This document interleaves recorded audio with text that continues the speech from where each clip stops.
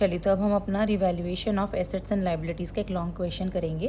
देखो बेटा, A B C are partners in a firm sharing profits in the ratio 3:2:1। Their balance sheet as at 31 March 2017 is under. तो हमें यहाँ पे ABC partners हैं जिनका रेशियो है 3:2:1 और उनकी बैलेंस शीट दे रखी है जिसमें सन्ट्री क्रेडिटर्स हैं, जनरल रिजर्व है, उनके कैपिटल बैलेंसेस गिवन है, एसेट साइड में प्रीमिसेस है, मशीनरी है, स्टॉक है, डेटर्स है और बैंक है। इसके बाद कुछ एडजस्टमेंट है नीचे की। On 1 April 2017 the partners agree to share profits in the ratio of 4:3:3।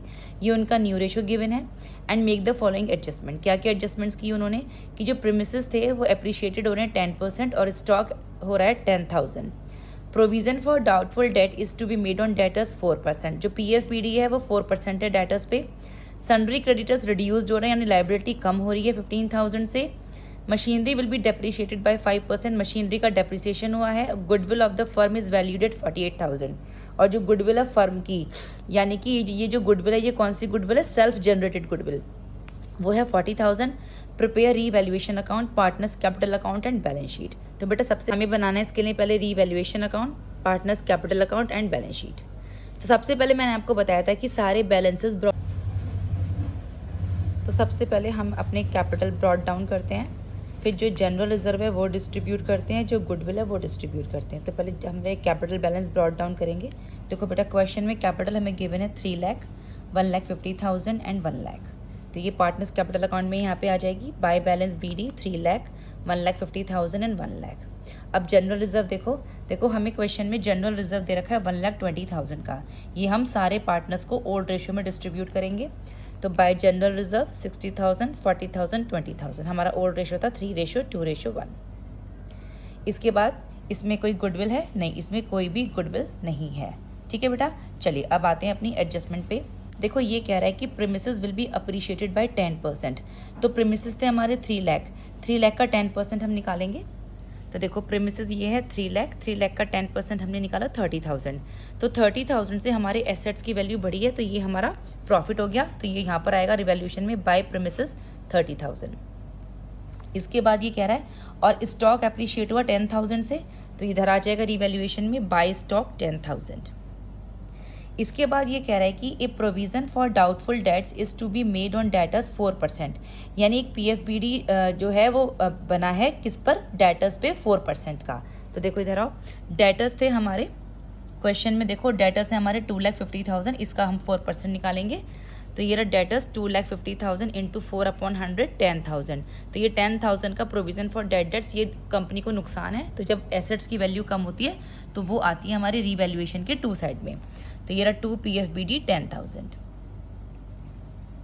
इसके बाद कह रहा है ये कि machinery will be depreciated bye sundry creditors be reduce by 15,000। यानी क्रेडिटर्स कितने के थे हमारे? 2 लाख के, और वो 15,000 से रिड्यूस्ड हो रहे हैं। और जब लाइबिलिटी कम होती है तो वो कंपनी के लिए प्रॉफिट है, तो वो आएगा रिवैल्यूएशन के बाय साइड में, बाय क्रेडिटर्स 15,000। इसके बाद है हमारा कि machinery will be depreciated by 5%। मशीनरी की जो वैल्यू है वो 5% डेप्रिशिएट हुई है। तो देखो बेटा मशीनरी थी हमारी कितने की? 1,80,000 की। तो 1,80,000 का अगर हम 5% निकालें तो वो आएगी हमारी 9,000। तो 9,000 हमारा लॉस हो गया क्योंकि एसेट की वैल्यू कम हो रही है। तो 2 मशीनरी 9,000। अब उसके बाद देखो goodwill of the firm is valued at 48,000। ये जो गुडविल होती है फर्म की, ये होती है हमारी सेल्फ जनरेटेड गुडविल, जिसकी एंट्री होती है gaining partners debit to sacrificing partners account. तो यहाँ पर हम इसको डिस्ट्रीब्यूट करते हैं सैक्रिफाइसिंग रेशियो में। तो पहले हम सैक्रिफाइसिंग रेशियो निकालेंगे। देखो बेटा हमारा ओल्ड रेशियो था 3:2:1 और न्यू रेशियो है 4:3:3। तो हम सैक्रिफाइसिंग रेशियो निकाल लेते हैं। ए का 3/6 - 4/10 यानी ओल्ड माइनस न्यू से। तो ये LCM ले लेंगे 3/30। पहले ये 15 ले रहा था, अब ये 12 ले रहा है, यानी ये कम ले रहा है, तो ये कर रहा है सेक्रीफाइस। P का सेक्रीफाइसिंग रेशियो निकालो। ओल्ड है उसका 2/6, न्यू है उसका 3/10। तो जब हमने LCM लिया तो देखो पहले वो 10 ले रहा था, अब वो 9 ले रहा है, यानी वो कम ले रहा है, तो वो भी सेक्रीफाइस कर रहा है। C का सेक्रीफाइसिंग रेशियो 1/6 - 3/10। तो पहले वो 5 ले रहा था, फिर वो 9 ले रहा है, तो ये आ जाएगा, ये गेन कर रहा है क्योंकि अब वो ज़्यादा ले रहा है, तो ये है गेन। तो हमारी जो एंट्री होगी वो होगी gaining partners account debit to sacrificing partner. Gain कौन कर रहा है? C कर रहा है, तो C debit to sacrificing partner कौन कौन है? A और B। तो 2A 2B। और गुडविल कितने की थी हमारी? गुडविल थी हमारी 48,000 की। तो देखो बेटा 48,000, सी का कितना है 4/30, ये रहा 4/30। 48,000 ये है हमारा 3/30, 3/30 और 48,000 इंटू 1/30, इससे ये आ जाएगा 6400, ये 4800 और ये 1600। तो ये गुडविल हमारी इस तरीके से डिस्ट्रीब्यूट हो गई। अब हमें इसकी एंट्री करनी है।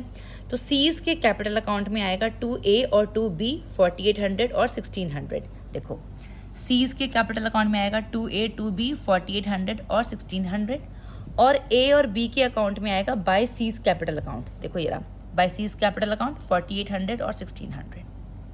तो इस तरीके से ये एंट्री हम पोस्ट करेंगे।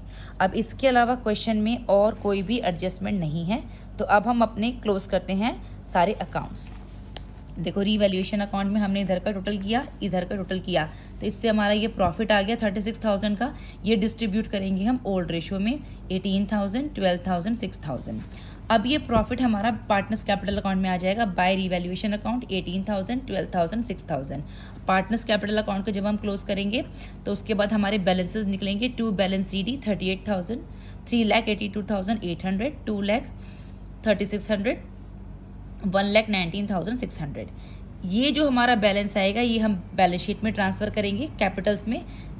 3,82,800, 2,36,000, 1,19,600। अब देखो बेटा सबसे पहले हम स्टार्ट करते हैं लायबिलिटी से। देखो लायबिलिटी क्रेडिटर हमारे 2 लाख के थे, उसके बाद हमारी जो लायबिलिटी थी वो हमारी बढ़ गई 15,000 की। ठीक है, सॉरी लायबिलिटी क्रेडिटर हमारे कम हुए थे ना, क्रेडिटर्स बी रिड्यूस्ड। तो क्रेडिटर्स हमारे कम हुए, जब लायबिलिटी कम हुई तो प्रॉफिट हो गया। तो ये क्रेडिटर्स यानी कि 2 लाख में से हम ये 15,000 माइनस करेंगे तो ये आ जाएगा हमारा 1,85,000। इसके बाद इसमें और कुछ है नहीं, जनरल रिजर्व हम डिस्ट्रीब्यूट कर चुके, कैपिटल हम कर चुके हैं। अब आते हैं प्रीमिसेस पे, एसेट्स पे। देखो प्रीमिसेस थे हमारे 3 लाख के और वो इंक्रीज हुए थे 30,000, तो प्रीमिसेस हो जाएंगे हमारे 3,30,000 के। इसके बाद है मशीनरी जो थी हमारी 1,80,000 की थी, ये रहा, और 9,000 की मशीनरी हमारी कम हो गई। तो यानी कि मशीनरी कितने की होगी हमारी 1,71,000 की। ठीक है, एसेट कम होता है तो माइनस करेंगे। इसके बाद है हमारा स्टॉक हमारा 1,20,000 का था और 10,000 से इंक्रीज हो रहा है, तो ये आ जाएगा हमारा स्टॉक 1,30,000।